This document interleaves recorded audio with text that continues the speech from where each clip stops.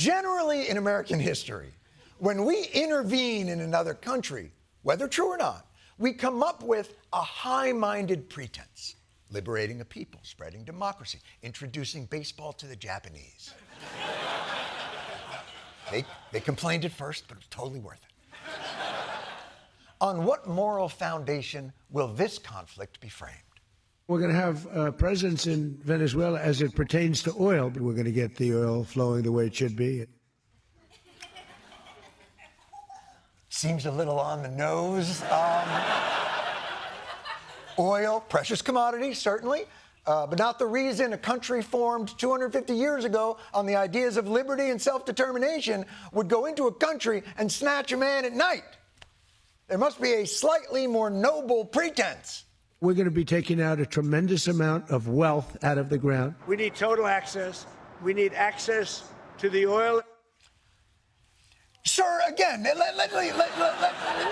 I see where we're going here. Do you mind just reframing that? I'm not quite clear on the high-minded principle behind this. In other words, we'll be selling oil.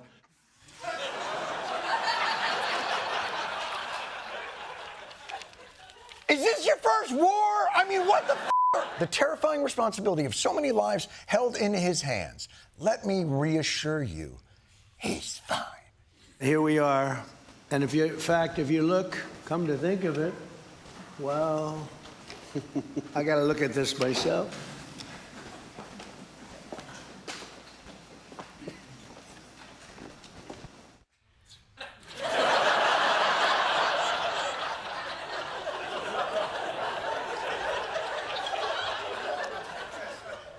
Sir?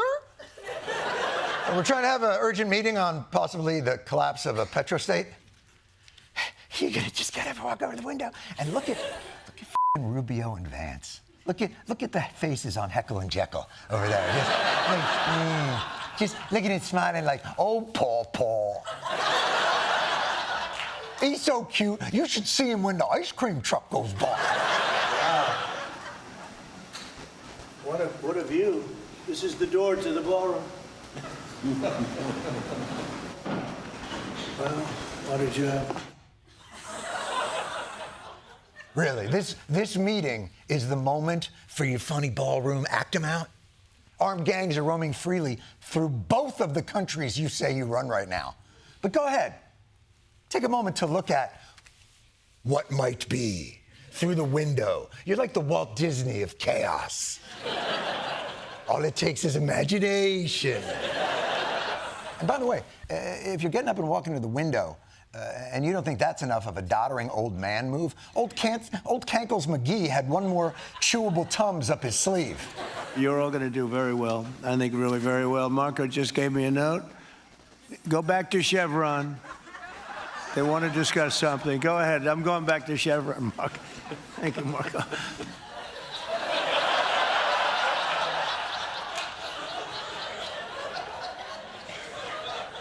Does anyone else have a private note they'd like me to read aloud? In America today, Donald Trump is the sun. And if you revolve around him and worship him, his warmth shines upon you. You could shoot someone on Fifth Avenue and not lose his support, as long as it's done on his behalf. But if you do not support him, if you live in the darkness of what I guess we will refer to from now on as blue states, fearing the day he turns his terrible wrath towards you, whether you're a single human woman on a side street somewhere in Minneapolis or a sovereign nation that happens to have land and resources that we, a larger sovereign nation, think we also might want.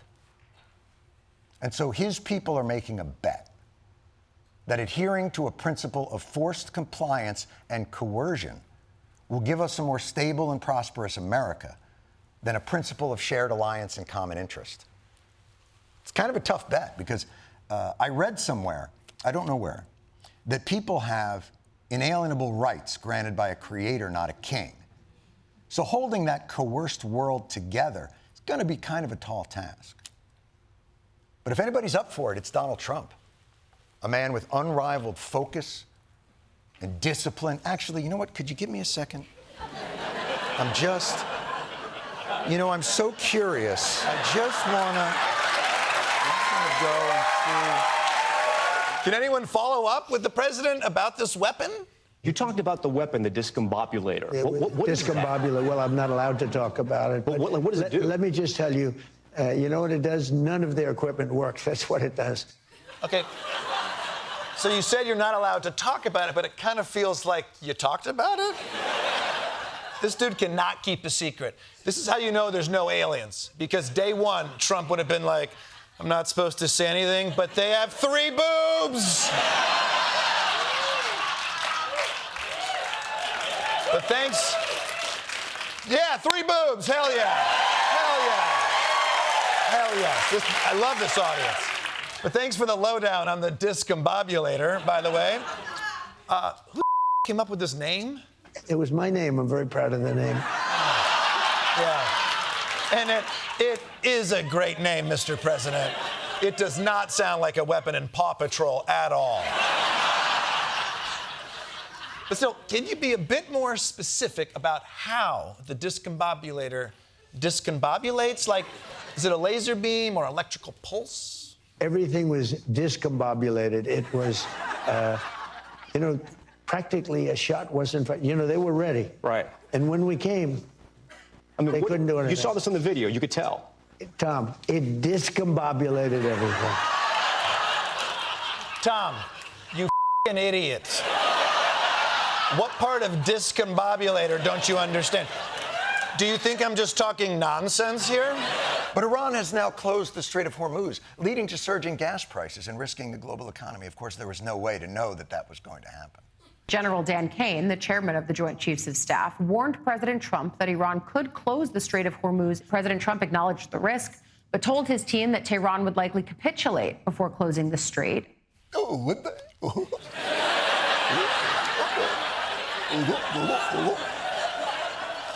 Oh, don't worry about it, everybody. Gee, who would have thought that a guy who did this during a solar eclipse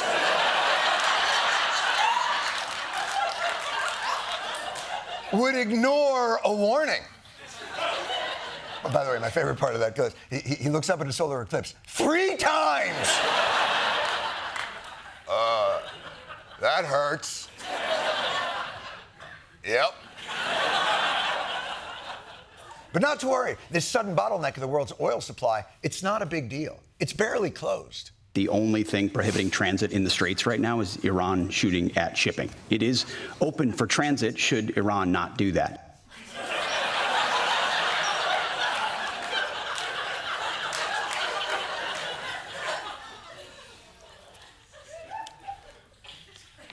Other than Epstein, it's a wonderful island. It's open except for the shooting. So right now, the ships cannot make the passage because they're being attacked. And the risk is too great. There were some mines that have been laid. It's going to take a lot of foresight and planning to thread this needle, come up with a strategic plan. Luckily, I think the president has one. I also asked the president about the rise in oil prices, $100 a barrel. And he said this: these ships got to go through the Strait of Hormuz and show some guts. Show some guts, Captain Phillip. I know you may not want to sail the slowest moving vehicle on Earth, packed with the most flammable liquid on Earth, through the most active war zone on Earth. But on the other hand, so you're talking to a guy, but not the top guy, not the supreme leader.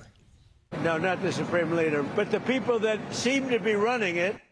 Again, running it or seem to be running it.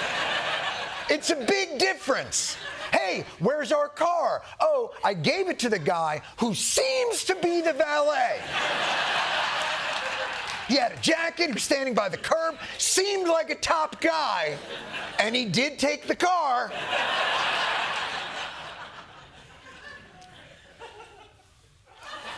What made you think he was the top guy when you had the talks with him? Mr. Witkoff and Mr. Kushner had them. So you didn't even talk to them. your guys, who quite frankly don't seem like top guys, talk to their seemingly somewhat top guy. Are Jared and Steve sure this is even a real person that they're talking to? Out of curiosity, did the top Iranian guy ever ask for their social security numbers? Or Target gift cards? Is their top guy's name, by any chance, Ali Baba Booey? Because it's sounding like bullshit. Maybe if you walk us through the details, it'll feel more real. You said there's many points of agreement with Iran right now. Many. What, can you give us a Many, few of those? like 15 points. 15 points. Iran is- Like 15? Or 15? God damn it, why do we fucking have to do this? What are we doing? Ah!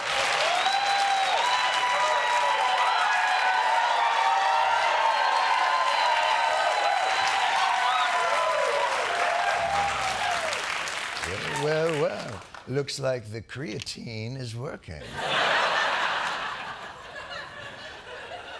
I only eat meats and ferments. Seriously, like 15 or 15? Just keep going. What's the first point? Well, they're not going to have a nuclear weapon. That's number one. That's number 1, 2, and 3.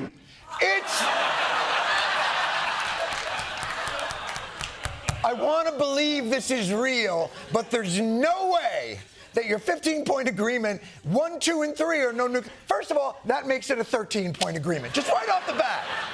And there's no way you went to Iran and were like, all right, first point, no nuclear weapons. And point number 2, same. Point number 3, see, point number 2. That's what we're supposed to believe. They will never have a nuclear weapon. said yes to that? They've agreed to that. Look, Donald Trump is without a doubt one of the most prodigious liars this country has ever produced. He's our supreme misleader. But the chaos this very actual war is creating is making us question even his reality-distorting powers. Let's step back into the Wayback Machine. All the way back, I don't know, June, when Israel and the United States first bombed Iran's nuclear program. We wiped out the nuclear capability of Iran, obliterated it. It was obliterated like nobody's ever seen before. I would say it's set back permanently. That place is under rock. That place is demolished. They're never going to have nuclear. Never. Permanently. Obliterated. I'm sorry, Caitlin Collins, you have a question. You obliterated their nuclear sites last summer with your strikes. Then how can you argue it was an imminent threat now? Oh, we hit them so hard, we obliterated them. But that doesn't mean with the right equipment, you can't dig down and go get it. Actually, I think it's exactly what it means. That's what God damn it. It's so annoying. It's so unbelievably annoying. Here we go. To obliterate, to destroy completely, leaving nothing behind. There's nothing in here about, well, we completely obliterated it, unless they have shovels. Like,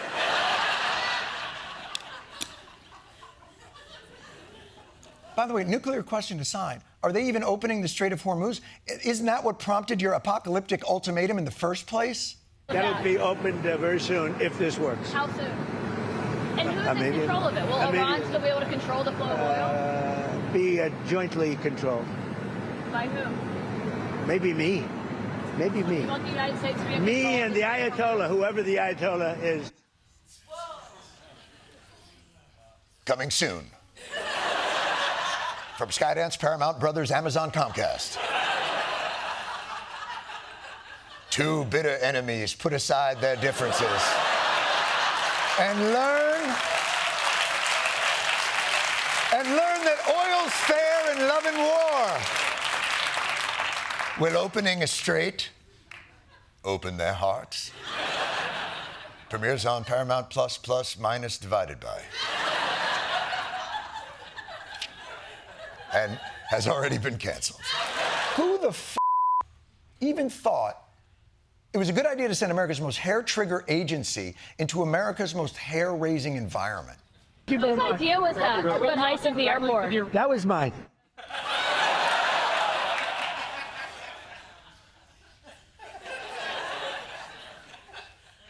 What in God's name possessed you to do that? That was like the paperclip. You know the story of the paperclip?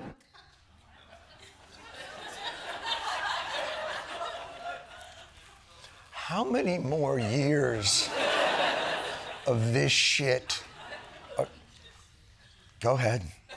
182 years ago, a man discovered the paperclip. It was so simple. And everybody that looked at it say, why didn't I think of that? ICE was my idea.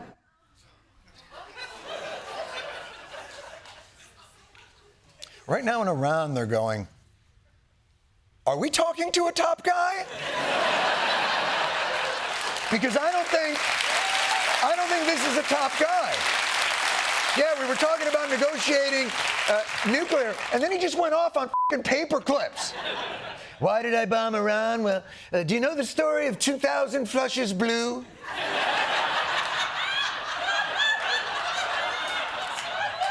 Well, for centuries, people shit in regular water. And then one day a guy said, what if it was blue? And that's why I bombed Iran. The Iranians might not have food, but you remember you and I about 12, 13 years ago had a club sandwich? You remember that? It's a long time ago, yes. A long time ago, and you haven't changed. Oh. You have not changed. Now, I'm not allowed to say this. It's the end of my political career, but you may be even better looking, okay? So I don't know what you're doing. But I will not say that. Has a lot to do with I will not say that because that will end my political career. You know, you're not allowed to say a woman's beautiful anymore. You know, it's funny, Dana, your question about the suffering of the Iranian people has somehow made me horny. I don't know why. You asked me, do they have food? Do they have water? And the whole time I'm thinking like, what a piece of ass. What a delightful piece of ass. You are. You remember that, Dana? Remember how I made you uncomfortable at lunch? You remember? I do that. I do that a lot to women. I make them uncomfortable. What was your question? I don't remember your question. The war, other than the occasional tweet, doesn't seem to occupy any space in Trump's brain. And by the way, not just for TV, on Friday, he addressed a room full of Saudi investors who you would think might be very concerned about the bombings in their neighborhood. But he wants to let them know we don't have to talk about that at all. I'm asked to take a few questions, and unlike other politicians, they would like the questions screened. I don't ask for screening of the questions. You can ask me anything you want. You can talk sex. You can do whatever the hell you want.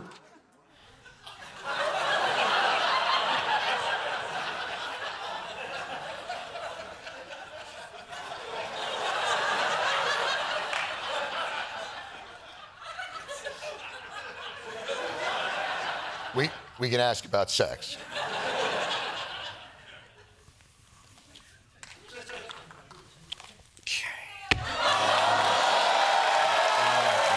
Trump's comments about the Pope upset a lot of people of Christian faith. But please don't worry. It gets worse. In a separate social media message, the president shared an image of himself in a religious scene that appears to depict Trump as Jesus. Oh, my God.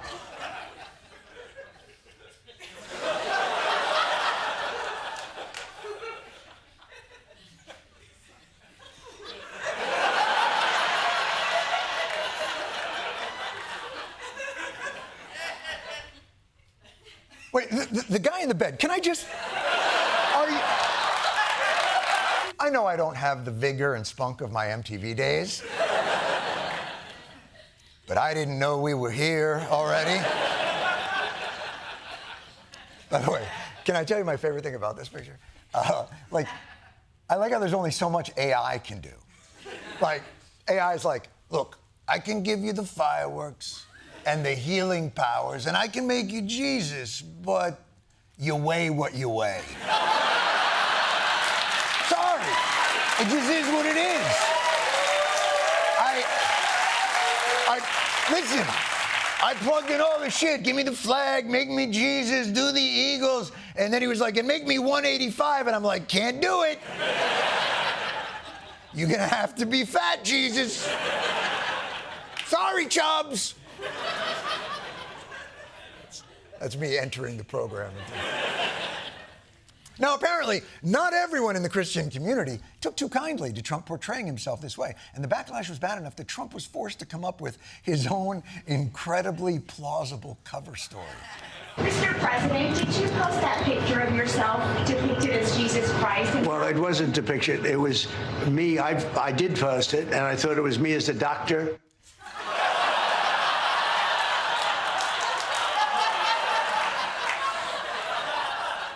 That's you as a doctor. Oh, I'm sorry. What's this? Urgent care? Is that an urgent care? He signed the out of this bill.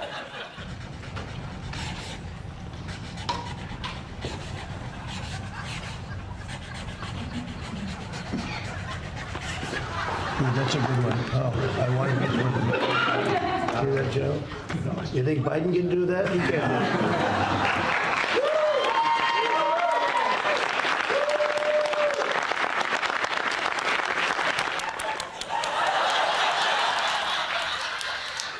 Hey, man, you ever really looked at your signature on weed?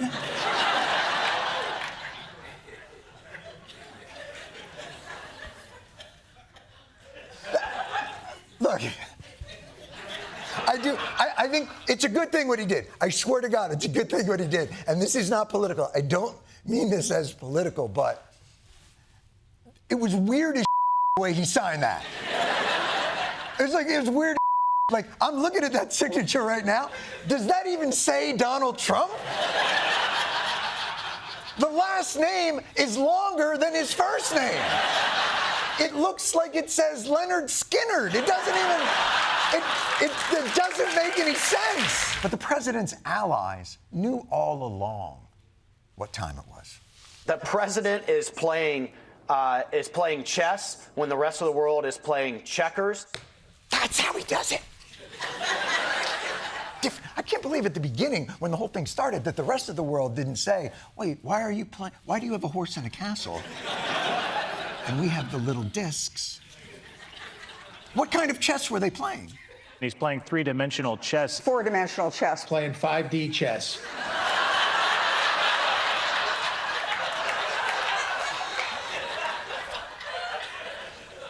That's the chess where the seats move and they spray water at you.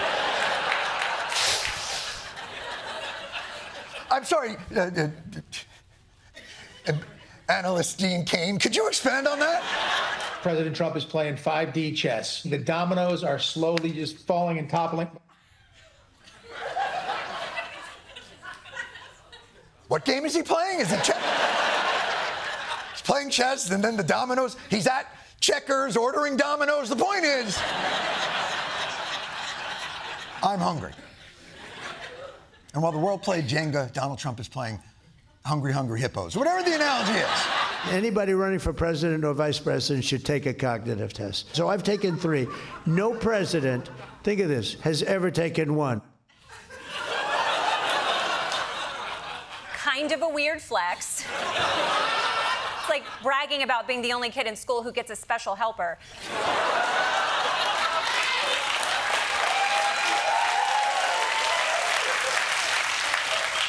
This is not a test to see how smart you are. It's to check if your brain is functioning, which Trump should understand based on the questions. The first question is very easy, and they always show the first question is, you have a lion, a bear, an alligator, and what's another good? A squirrel, okay? Which is the squirrel? I am so glad that we have a president who can differentiate between an alligator and a squirrel. Unlike President Coolidge, God rest his soul. But Trump struggling to remember all the animals isn't a surprise. In fact, maybe that should be the cognitive test. You have a lion, a bear, an alligator, and what's another good? A squirrel, okay? Which is the squirrel? You have a lion, a giraffe, a whale, and a shark.